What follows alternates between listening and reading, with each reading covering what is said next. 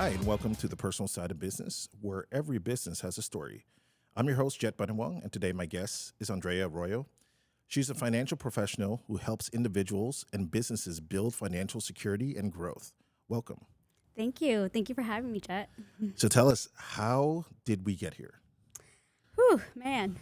I'm pretty young, but I feel like I've lived like many lifetimes and done a lot of things in my life. Um, but a little background on me, I was in the nonprofit world for a really long time, managing different programs, community building, partnerships, providing resources for the community. From different groups within the community, I helped a lot of low-income families, provided a lot of resources for them. And throughout my career, I started noticing that there was a gap in help for a lot of middle class. And specifically when it came to financial education, well, I think just in general, our financial education system here in the United States isn't very tailored to a lot of us. Specifically myself, in my case, I'm a first generation, and I don't come from a family with a lot of financial literacy.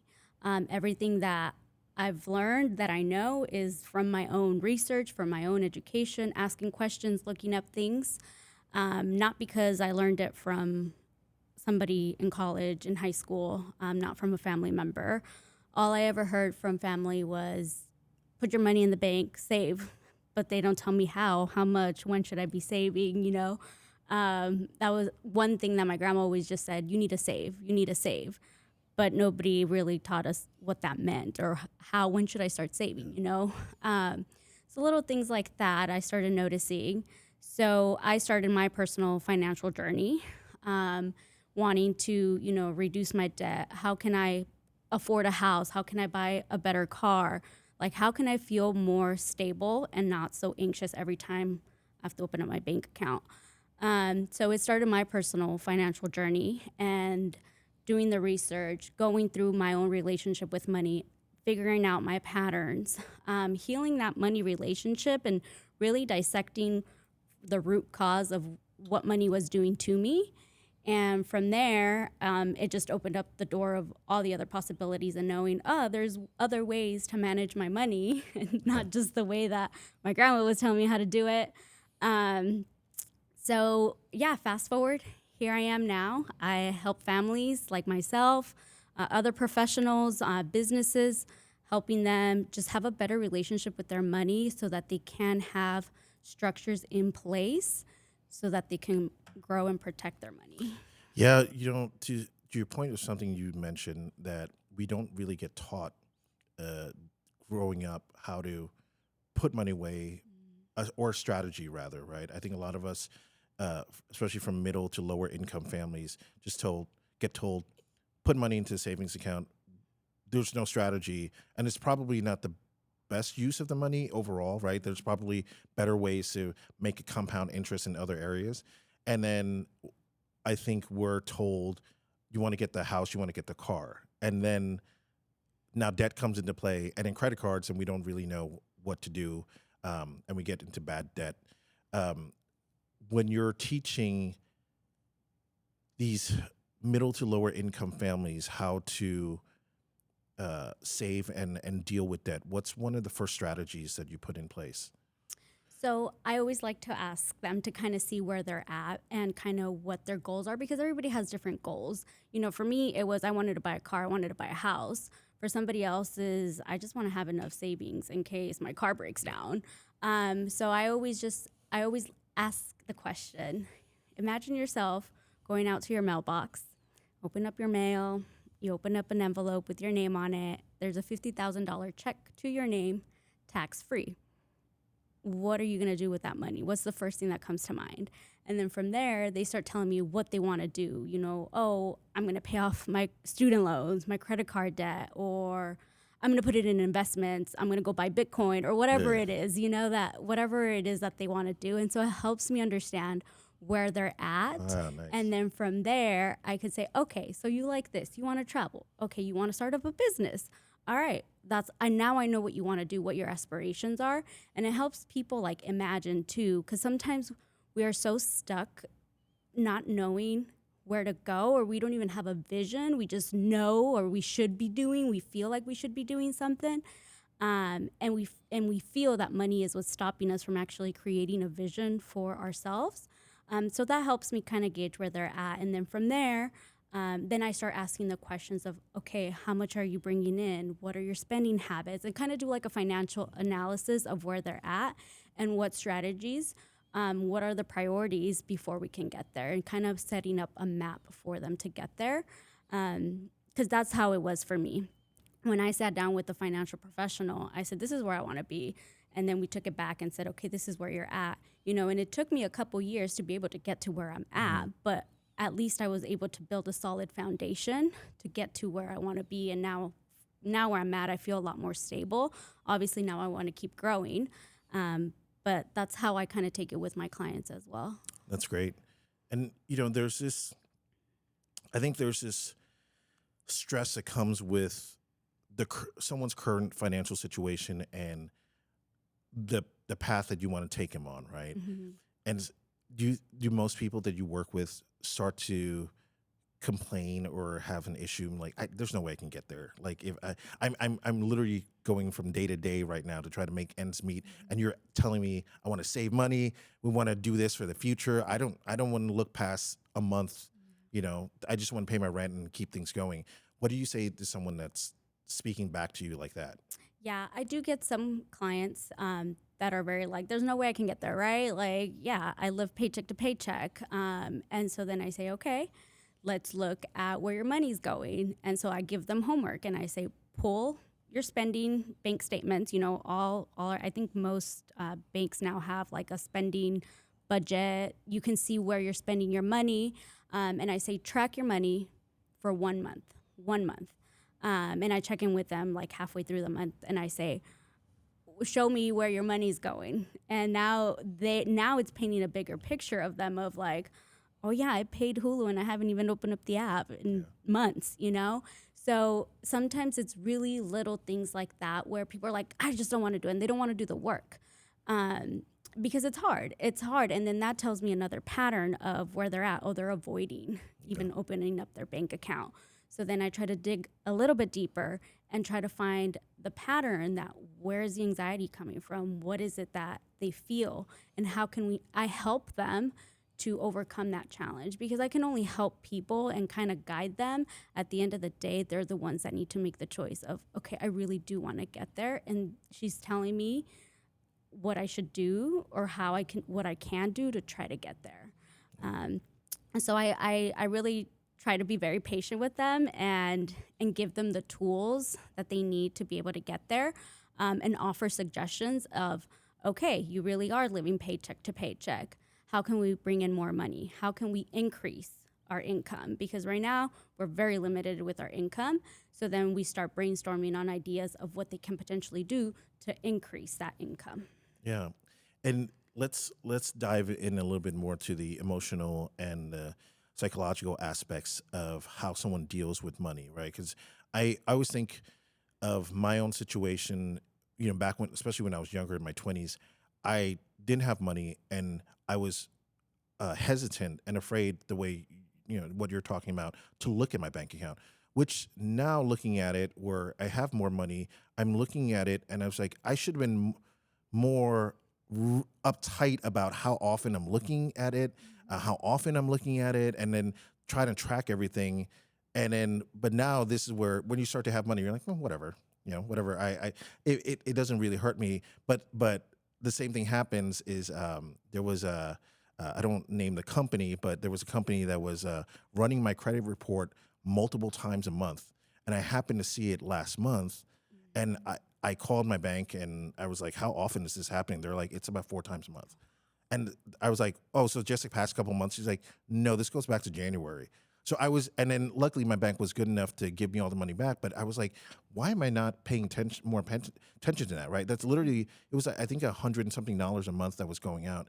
So let's dive into the emotional and psychological aspect of when someone is, counting should be counting their pennies, why they're not looking at their bank account and then their finances all the time.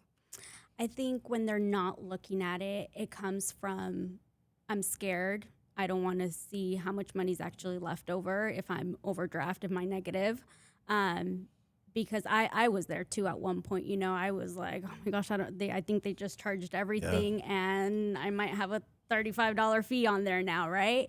And if I don't look at it, I don't look at it. But then you find that I also was in the same situation where I was getting charged for something. I look back and I said, I don't know what that is. It's $200 that put me in overdraft for something that I didn't purchase. Um, so we're scared to look at what is left over, I think, from our money. We're scared to see where we're spending. I forgot I went shopping because I was feeling heartbroken, Yeah. you know? Yeah. And so now you have that shame, that guilt of I did something because I was trying to make myself feel better, and now I don't want to look at the consequences of it. So I think that's the psychological part of it, and sometimes we don't realize it until later when we're older, where you're like, okay, I have a little bit more money, right? Let me not so much worry about it because I know there's money in there. But then we start building even more habits of, I can go shopping now, and I don't need to worry about it because there's more Yeah. money in the bank. And so and that still means we don't have the best relationship with money, and it's just like having a relationship with a family member, with a friend. How much time are you spending on it? Do you text your friend every day? Do you give them a call once a month? How often are you talking? That's how we should be treating our money as well.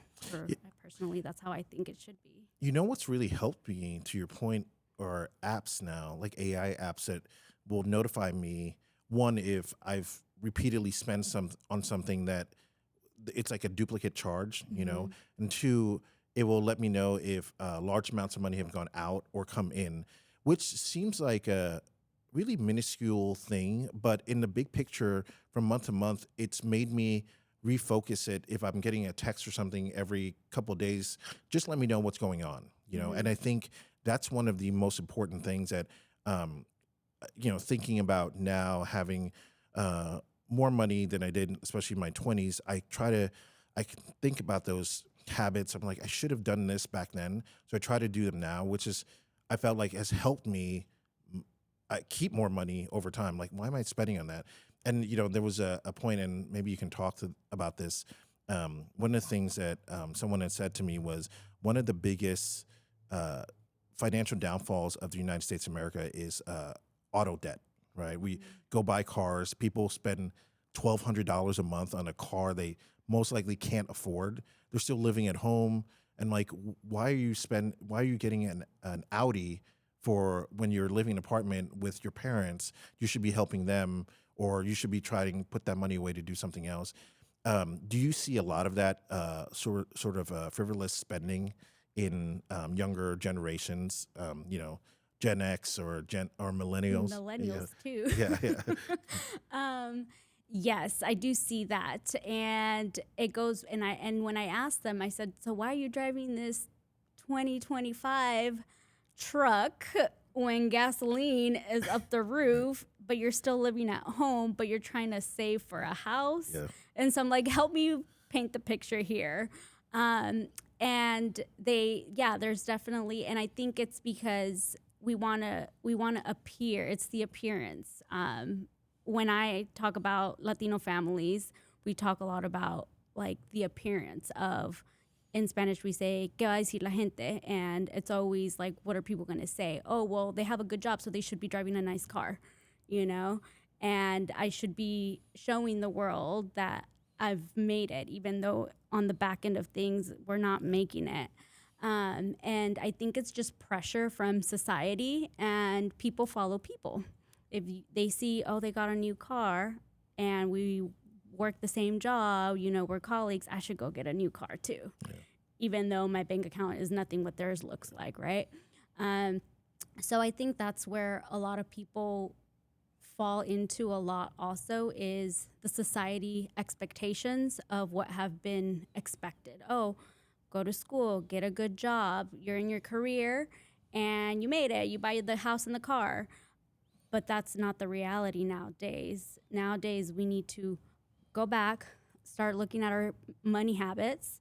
Where are we at? What are we doing? How am I actually going to get there? And having the discipline too. There comes a lot, I think, with discipline, because you say you want to get there, but are you actually consistently making habits of not going to Starbucks? Like that was Starbucks for me was one of the hardest things to let go of. And it's been about 3 years now that I have not gone into a Starbucks. Wow. I deleted the app. I removed my card from it, and it took me a while. Like I'd be like, oh, let me re-download the app, and then I would re-download it. And then people at work, oh, we're going on a Starbucks run, and then I'd be like, I want to come too. And so you're like a familiar bar, and like you're like, I used to have such a good time at Starbucks. Yeah, and then realizing what was Starbucks doing for me. And for me, it was just painting I'm going to Starbucks and I'm getting my venti coffee. That's really what it was. And then I started making my coffee at home, and now I love my coffee at home. But it was me realizing and realizing through the moment of, I'm about to download the app again, and then realize I don't need it, and now it's completely off. And I know it sounds really small and probably not to a lot of people, but to me, that was a big turning point for me when it came to letting go of Starbucks and deleting my app. Yeah, because we're not dealing with, this is not like 1960 where it was just money coming in and money going out, spending on whatever you need to spend. I think now we're being influenced by social media, our friends who it seems like people, like to your point, people younger and younger are getting nicer cars and then being flashier, and then jewelry that we're not sure if it's fake or not. People are just wearing them just to show off. And it's becoming this, a society of, can we keep up with what we're looking at on all these different levels and platforms? What's the rule? I guess let's start with someone who's like in their 20s, right? What's your advice for someone in 20s? And we're kind of work our way up to 30s. If we were to be in a normal situation, we're just a job. Let's put it at what do we want to give it? Like, let's say 20s, we're making 55K. Is that does that seem low? Like in your mid 20s? Yeah. We're 25 years old. We're just coming out of college, and we're first job, happy about it. What's if you can start fresh with someone, what would be your advice for them in their 20s? Somebody in their 20s that's just probably about to graduate college or just graduated and got their first big boy, big girl job, I would definitely tell them or ask them, what is your financial plan? Like, what do you have already in place? Do you have a savings account? What kind of savings account do you have? How much in retirement are you willing to put down each month from your paycheck? What tools are you using for retirement? Are you sticking to just one of them? And just introducing them to the different ways that they can be saving money, that they can be budgeting their money. Because at the end, my goal is for everybody to have a diversified portfolio, to be able to have just more of a stability in your financial life. So that would be my recommendation, my suggestion to a young person. Start looking at the things that you don't really want to look at, because when we're young, we want the money right now. I want to go shopping. I want to go on the vacation. I want to go to happy hours. You finally have money. You want to do all the things that you've been wanting to do, but that's where the discipline comes in. You can do all those things, but there's a smart way of doing it. And you also have to think about your future. One day you want to have a family. What are you doing right now to build a foundation for your family? Because if you Google, how much does it take to raise a child in the United States? And that's not including, tuition. It's almost, I think last time I checked, I think Google said it was like $380,000 to raise a child, from birth to 18. Wow. That's how expensive it is. So telling people that's how much money it's going to take for you to raise a kid. You're responsible for a child from age 1 to 18. That's how much money you're going to be spending. What are you doing to be able to have money in that bucket for your family? How much money are you putting in the bucket for expenses? How much money are you putting in your travel bucket, in your retirement? So just really painting that picture, because when I had my first big girl job, I sat down with my HR person and they said, oh, put money in your 401k. And then that was it. Yeah. That was it. I'm like, okay, so I'm just throwing whatever. I don't even know how much I was putting at the time, because they didn't even know how much I should be putting. They're like, Yeah. well, how much do you want to save? Well, I don't want to save anything. Yeah. Yeah. So I think that's what I would recommend. And I hope that, more employers, educational systems can start putting these places, like these things into place to really help our future generations, like our younger ones, to avoid a lot of what we're doing. We're kind of doing the reverse engineering. We're going backwards, right? To kind of fix our patterns, put things into place. So that's what I would tell somebody in their 20s. And there are some 20-year-old, like mid 20-year-olds that I've met with that I'm actually really impressed. Yeah. They've reached out to me, and and I'm impressed with where they're at. And I'm like, where are you finding all this information? They're like, oh, I'm going on YouTube or, on TikTok and things like that. They're like, well, I wanted to talk to somebody in real person. And that's the other point I wanted to make. And then you do, because I've met those kids too that are saying kids now. I feel like in the 20s, but I've met those young persons too that are getting influenced by the good side of social media, coming in and like, I've been listening and following this person. They've been giving advice to do this. And at least they're like reaching out and trying to learn, because people will be like, I want to understand if I invest into real estate or into life insurance policy, or put it away for this compound interest somewhere. Where can I find that? Now that we have that person in their 20s has done well. Now they're in their 30s. Does that person in their 30s, what will change now to that person that is coming out in their 20s and saying, well, I've done what you've told me. What's the adjustment now as I'm getting older? So as they're getting older, is families grow, right? At this point, your family's probably growing. Now you have the kids. Now you have the house expenses, or you're planning to put a down payment down. So you want to start investing, maybe, in a business at this point. You start evolving, you start growing. So as you start growing, more expenses come with that as well. So being able to also like kind of reassess, where are your goals now as your adult goals, right? Your family goals. Some parents, want to put their kids in private education. Some parents want to homeschool. How much is that going to cost you? Some parents want to start up a business, and have their kids also play travel ball. So kind of seeing where they're at, and it goes back to, okay, what were you doing in your 20s? Can we do that now? And if we didn't do that, okay, where can we move things around? Where can we sacrifice something? Something's got to go. What other resources are available out there that can help you? How much debt do we have?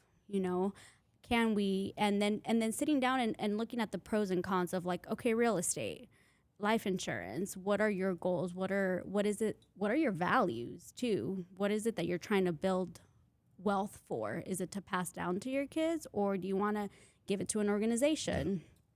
Things like that. Yeah, because my guess is now you're getting into your 30s, and you could be a single individual, or you can be coupled with a spouse, and then you're trying to figure that aspect out.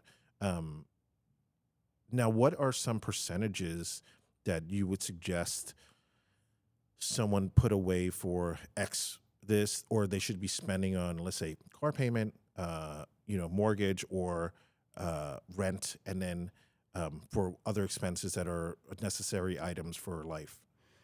So I always tell people, you have your paycheck, and the first two things that you need to worry about is putting down 5-10% into your savings, because that is going to go into your emergency fund, because emergencies happen all the time. Cars break down all the time. An accident in the house happens. A life crisis happens. What do you have in your savings? Because they're emergencies, and emergencies happen all the time. So having that emergency fund there, and how much should be in your emergency fund? A good place to start would be 3 to 6 months of covering all of your expenses, which includes your mortgage, all of your insurances, car payments, everything that you pay for in a month, including maybe even like going out to eat. Like include that in your budget so that you're not feeling like you're tied up and you're like it's the end of the world. Include that in your savings and start building towards that. It takes time, but having that emergency fund 3 to 6 months covering all of your expenses is one thing to have. And then the other part for some families or individuals, they like to tithe or give back to an organization. And I say, okay, that's a non-negotiable as well. We put that in there. What is another non-negotiable? Rent and mortgage, right? And then from there, we start breaking down. So really putting a priority list of your non-negotiables, and then everything else at the bottom that is like a not so much of a priority, then we can play around with that. Did that answer your question? Yeah. No, and now let's say we're in a person, or let's say a family is tight on. I mean, they're like, I got $5 left at the end of the month. Do you start to chip away and see these are things we can cut out first? Is that normally the approach when someone is just like, we have nothing, we can't have money to go anywhere? So if we've already done like an analysis and they for sure know like this is all we have left, then we start saying, okay, where else? Like either revisit it if it doesn't feel like, if I ask them, I say, and that's something that they have to be honest with themselves. And sometimes they're not ready to give up certain things. So that's where I said, okay, I'm just going to ask you one more time, like, where are your priorities? And they're like, I don't want to give up, my gym membership, or, I don't want to do workouts at home. And I say, okay, then that's your priority. That's what you value. Or some people just don't want to give up something because they worked so hard for it, but they don't even care to have it. Yeah. I'm like, okay, why do you have this expensive camera that you thought you were going to be doing photography? Sell that equipment. Yeah. You know how much that's going to give you? You haven't used it. It's collecting dust in there. There's things that we can start letting go of. Go check your garage, check your closet. What are valuables in there that you can get rid of that are going to help you start growing that money bucket? Because that's another like emotional tie, right? Mm-hmm. Like you're asking people to essentially get rid of stuff that they have connected to in some sort of way, even if they don't use it. Because there's like, when people have like cars from, family members that have passed away, and they're like, I want to hold on to this car. Like, you don't drive it, or there's stuff in the house or sitting in the garage, or where, I remember when my mother was moving, we had my uncle had passed away, and there was a lot of stuff that belonged to him. And I remember going into the house, and I was like, this isn't, it's stuff that you can get rid of. But I think a lot of family members didn't want to do it because we're like, oh, it reminds us of him. But like, it's not really, it's a box of X, and there's nothing in there that's really important.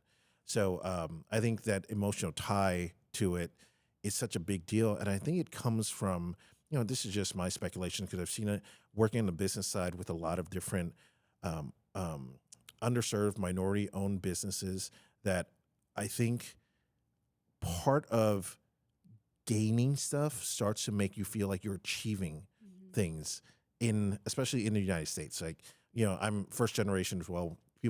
When people come over here, I think especially with the Hispanic, Asian, and Black communities, you look at, I've got a business and I'm now buying things I don't really need, but it's making me feel like I'm growing in assets, right? And a lot of times those assets don't really mean anything. Mm-hmm. They're just stuff, Why do you need 3 cars? You know what I'm saying? Like, you don't need it.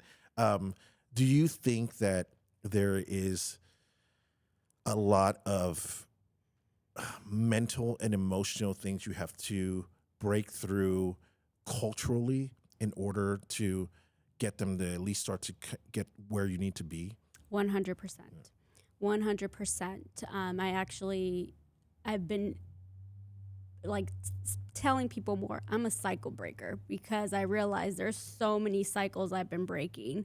And there's some of us, first generation that we start realizing, man, there's a lot of cycles I need to break or I've been breaking.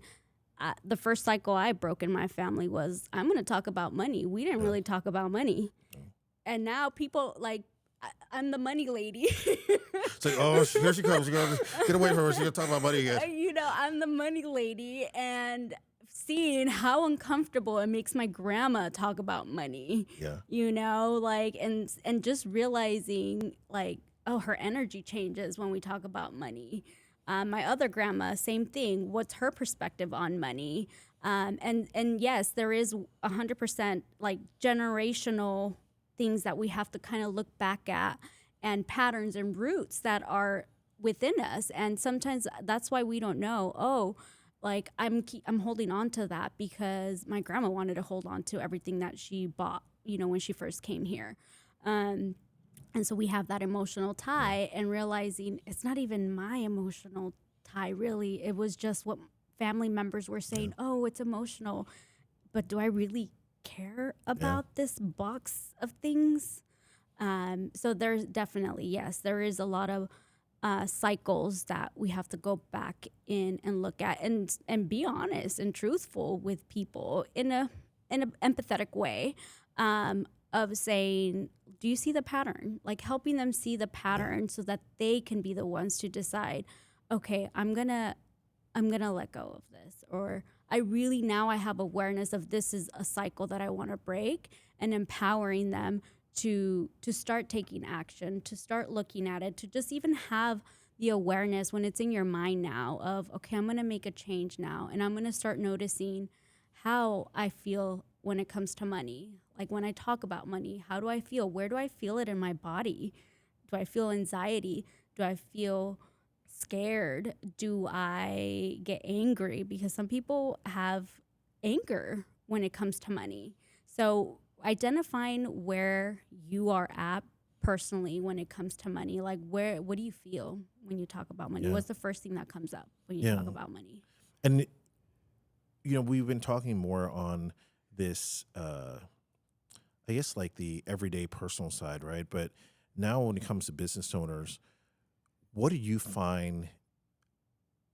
Do you find the same patterns in business owners when it comes to money, that they don't want to discuss it, that they're afraid to look at what's really happening on the financial reports, P&Ls, what's going on day to day, because they have to try to keep the business afloat? Is that something you see the same way?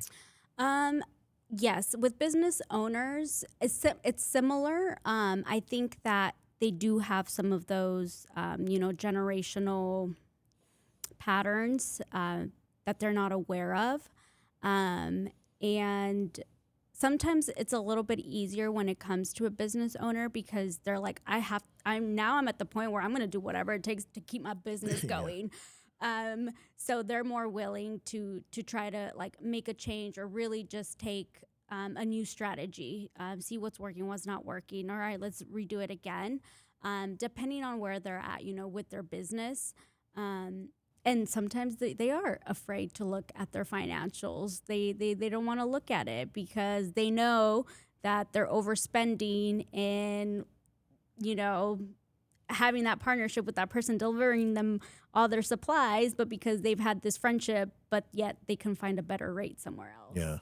So then I ask them, why do you keep working with them? Why are you still using their delivery services? Let's look at somebody else. They're like, no, and it's this loyalty thing that they have to them. Once again, going back to emotion, right? We're trying to tie, I don't want to feel bad. I don't want to make them feel bad.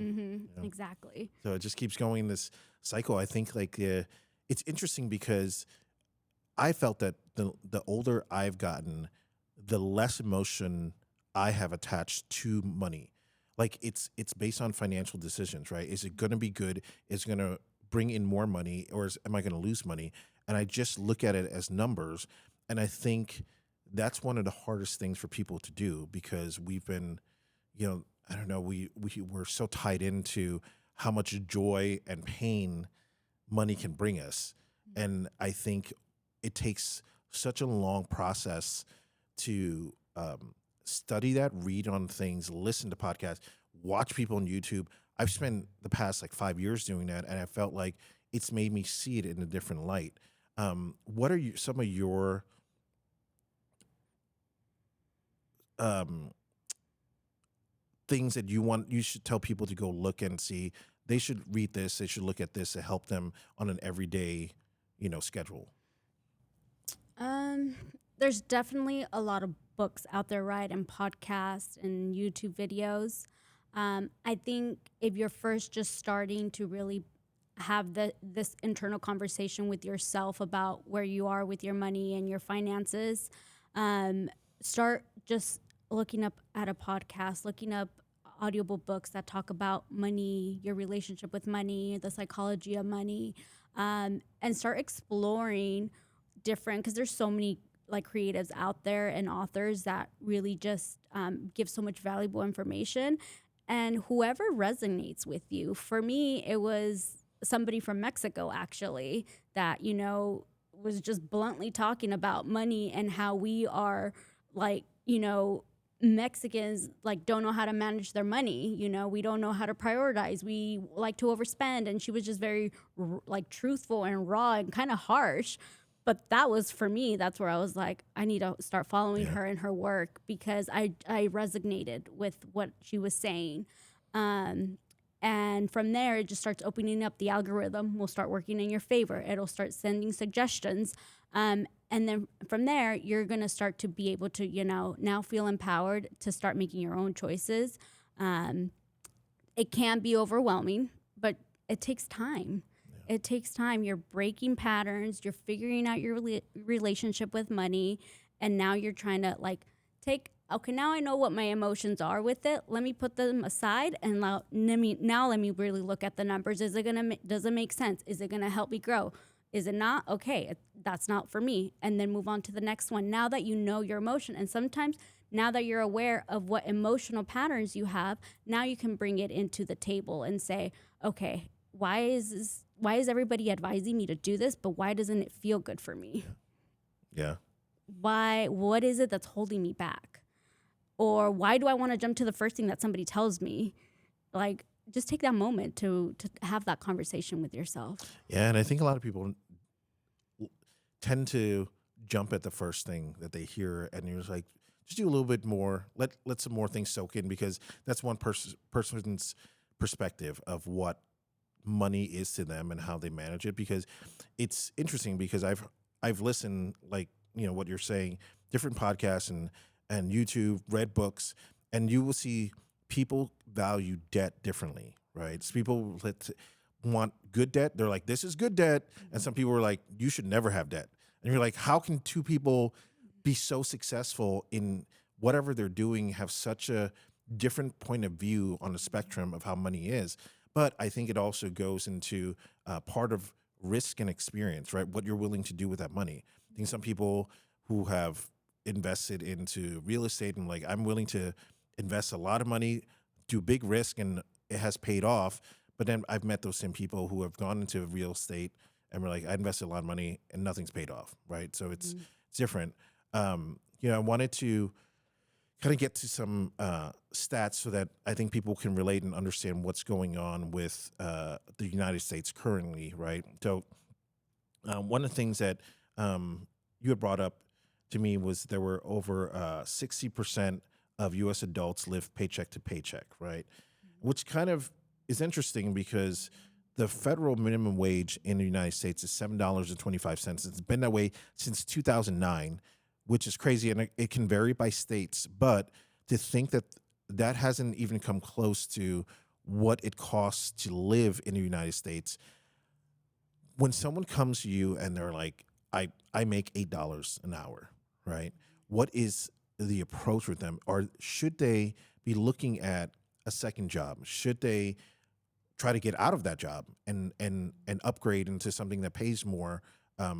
Or should they start to have, well, let's look at what you're spending it on and go backwards and then start to, or is it all of it? It's all of it. Yeah. It's all of it. It's like, how long have you been at this job? When's the last time you got a raise? What else? What other skills do you have? What other can you apply for a promotion? Does your job give bonuses? Why aren't you qualifying for bonuses? Just kind of seeing really like where they're at, because sometimes they're like, I just don't make enough money. And I'm like, okay, well, And they sit there and not do yeah, and they anything, sit right? there and not do anything because they just feel so overwhelmed. So for somebody that is in that situation, is saying, yeah, have you applied for other jobs? What other jobs are you applying for? How much are they going to pay you? You know, can you get a second job? Can you afford? What other skills do you have that you can start doing on the side? Can you go walk dogs? Can you create graphic designs? I don't know, whatever. Drive Uber. Drive Yeah. Uber, exactly. You know, at one point I had 3 jobs. It sucked, but I knew that it was temporary, and I knew that I was trying to pay off my debt in like record time, and I was willing to do that. And I also had the capability of doing that. I didn't have all these other responsibilities, family responsibilities. So it allowed me, and I had a conversation with myself, and I said, I'm going to do these 3 jobs for 6 months, just 6 months. That's all I'm giving me. And every check, it's going away to paying off my debt, every check. So really having those conversations with people, what else can you do to bring in more income? What else can you do on the side? Nowadays, people are making money from home, you know, just recording videos. Yeah. You know, there's so many ways to make money nowadays, but people have to be willing to put in the work and do it and just start. I think that's the toughest part, right? Like trying to have a mindset of, I'm going to have to achieve and work more than what I'm doing now, going from a 9 to 5, getting X amount of dollars, and it's temporary. And the temporary, I think for a lot of people, I always feel like that's what scares people away, right? It could be, this temporary might be for 2 years, and 2 years seems like a long time, but 15 years of debt is even longer. And that's a stressful month to month, you know. It's, I think one of the things that, you know, I remember when I was in my 20s and came out of college, I was offered like 3 different credit cards from different banks. And I was like, this is amazing. And I went out and spent money, got into heavy debt. And I was looking back at it and I was like, that is the craziest few years of anyone's life. So you're coming out of high school. You're now getting into a massive loan with a college. And then right out of college, you're like, oh, you want more debt? We're going to give you a credit card. And you get more, and you're like, oh, I can now spend whatever I want. And there's no one really to regulate that. You know, and I know I've spoken to families, and I feel like parents are starting to get better at it. But when I was growing up, it was just like, you know, no one knew. Literally, none of my friends understood. I don't think we've had one conversation on investing, debt, or use of money. It was just like, if we're going to go out, we're going to do it. And then I remember going out on the weekends, and I had friends that would spend like hundreds of dollars on drinks. You know, and I remember thinking, there was one point I was like, that doesn't quite make sense to me. Like, whatever is happening right now, so I need to adjust something. And there was, I had a client who was a personal trainer when I was coming out of college, and I asked him, I was about to be 22 years old, and I asked him, what advice would you give to someone my age? And I think he was in his late 30s at the time, and he was doing well with money, and he was like, go buy property. Take all your money, saving it, just buy anything. It could be a condo, could be a small little property, and just figure it out from there, and at least you're ready to put your foot in. I did not do that, and I went to travel to Thailand and spent a lot of money. And I was like, why didn't I listen, right? Someone, literally, I asked a question. Someone that was successful told me, and I was like, I'm going to do something different. And I think about that moment a lot, because if I would have done that, I think my life would have been financially dramatically different, because I probably would have been heavy into real estate investing, or put that money towards something else that can grow, because I didn't start to learn. I mean, I'm learning all this stuff now, you know, late in the game, but it's still possible to do that. Now, you had also brought up that there were 3 pillars that you feel like people should stick to, right? It was protection, growth, and freedom. Could you explain those more? Protection. So protection on your income. So imagine you have a printing machine at home. Prints money every day. Every day it prints money. are you going to buy the warranty or the insurance on it in case it breaks down? Yes or no? Most people are going to be like, heck yeah, I'm going to, if it's printing me money every day, I'm going to buy the insurance on it. Well, why aren't you buying the insurance on you? You're the money maker. You're the machine at your house that's printing the money. You're the one paying the bills. Why isn't your income protected? So having that protection of, am I protecting my income in case something happens to me? I get a chronic illness. State's only going to give me X amount of dollars. They're not going to cover all of my expenses if I even qualify for that. Social Security is not going to give me enough money. It's probably going to expire at this point. Having those thoughts and knowing that you need to protect your money in case something happens for the long run. How is your family going to be protected when you're no longer here? Because things happen all the time. And the more I work with families and in finances, I see it. Oh, I should have bought the life insurance. Or I see it, they call me and they're like, can I buy it now? And I said, we can try, but it's probably going to be too late. I'm going to do everything I can. But we had this conversation 2 years ago and we didn't do anything. And now you're calling me and it might be a little too late. Why? Because now you were diagnosed with a chronic illness or a terminal illness, and insurance companies aren't going to want to cover anybody. There's other alternatives that we can still try to help people with, but at that point, it's a little too late. Personally, when I first started learning about life insurances and how they work and the different types of life insurances, and that it's another way of protecting your money, not just, I used to think, oh, it's only for wealthy people or it's for when I die. Yeah. I didn't know. That's all I knew about life insurance. And then I started educating myself on what is life insurance? Why is there life insurance? Why don't they make us buy life insurance? They make us buy auto insurance, and you probably have insurance on your cell phone. But what about life insurance on yourself? So having those conversations, and then when I told my mom, we need to get you this. We need to all get this. 3 months later, my mom was diagnosed with a chronic illness, and I was able to use her living benefits with it. And that, just having the first notice of your mom has cancer, and then the next thing that came to my mind was, how am I going to pay for it? Like, how am I going to pay for it? And then I remembered, oh, she has a life insurance policy with living benefits. And my shoulders just dropped. Like, I was like, I think I'm okay. Like, that there was a little bit more peace of mind.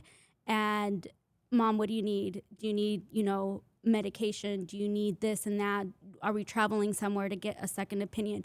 I had that. I had that option to have there. Okay. And what about the growth part? The growth part, how is your money growing? Where are you investing your money? Do you have a high yield savings account, or is it a regular account where you're getting 0% interest on your money? The different types of accounts that can make your money grow. Which ones are more safe? Are you in the stock market? Are you risking everything? Are you investing in other options? So that is the growth. And what about the freedom? The freedom. Now that your money is protected and it's growing, now you have the freedom to choose what you want to do with your money. Do I want to pull out from my investment to go open up a business? Do I want to just go travel? Do I want to buy the car now? Do I want to put a down payment on a home or a second home? Now you have the freedom to do that, and you have the peace of mind that your money is protected. So I think those are the 3 pillars to help, not just with the numbers, but also internally with that peace of mind and that emotional fulfillment. Nice, great. Now, if there's someone that is interested to get into the finance world and helping people in that, whether it be for personal or business, what is your advice to them as they're starting out? Where is your personal relationship with money first? I believe that true leadership comes when you can be an example for others. And we all have different stories and different backgrounds. But have you done the work for yourself? How can you go and help somebody when you haven't fixed your finances, your relationship with money? Are you in a good place? Are you ready to start helping people and guiding people? Have you done some of the work, to get to now to be like, I want to help people too? For me, it was I needed to help myself first. And then I started realizing I want to help I'm a natural helper. So where are you with your finances, and what direction do you want to help people in? Where is it with debt management? Is it with the psychological part of money?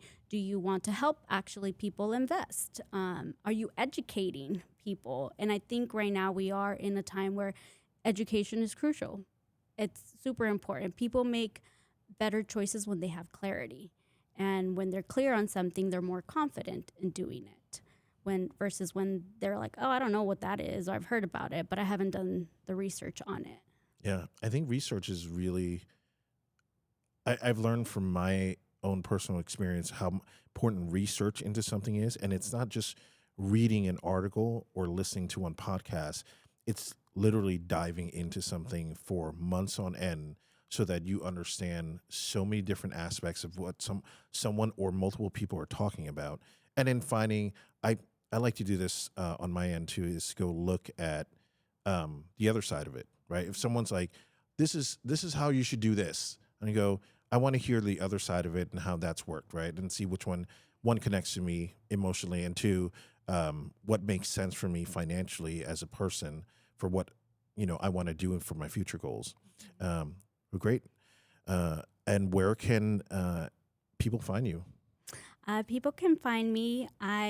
I'm not really big on social media, but I am starting to get back on social media. I'm on LinkedIn and I am on Instagram. My Instagram is Riqueza con Andrea. Right now, I am very, very focused on helping the Latino community. So you can find me on there. And those are my two socials that I have currently right now. Awesome. Thank you so much, Andrea. And this is The Personal Side of Business. Thank you for having me. It's been great. Thank you. Awesome. Awesome.